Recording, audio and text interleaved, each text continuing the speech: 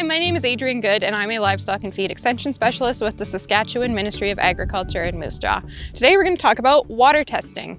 Now, just like feed testing, water testing is something that not every operation does, but we really strongly recommend it. There can be lots of things hiding in your water that you may not know about that could have detrimental effect to your cattle. One thing that we really look for is sulfates in water. We want to test it because you cannot tell if there are sulfates in your water just by looking at it.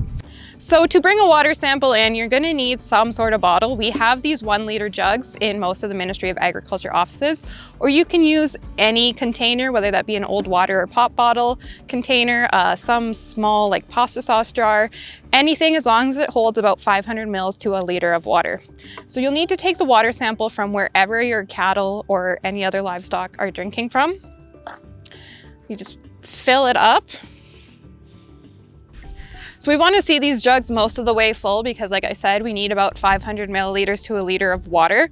Once you have that, we'll need your name, the source of the water. So in this case, this is from a dugout that's into a waterer, the land location, and the date that you sampled. So you bring this into any Ministry of Agriculture office. Some vet clinics and crop insurance offices will also take these samples and connect them with us Ministry of Agriculture staff, and we will test them in the office and then send them to the lab if they need to go to the lab. So if you can't get a sample directly from a watering bowl because you don't have one and you need to go out to your dugout or slough, you might need something to help you reach out further because we don't want to sample from right here in the weeds because it's just going to make the water look muckier than it is. So we have Ellen here with our extender. She's going to just dunk the sampler out into the middle of the dugout to get a full sample. And again, we're looking for a liter to 500 mils, and she's going to bring it in.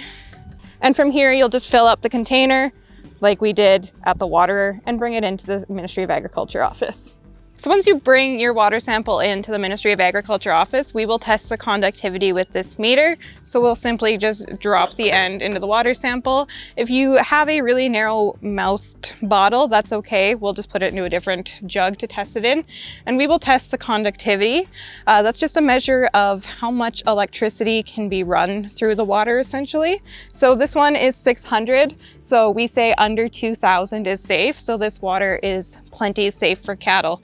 Now these meters are really expensive and sometimes trips into the ministry office can add up as well. So also available are these little handheld meters. You want to get one that measures conductivity, but you can get one of these, just stick it in your water sample. You can take the sample or you can just stick it in your water bowl, whatever's easier, and it will read the sample for you.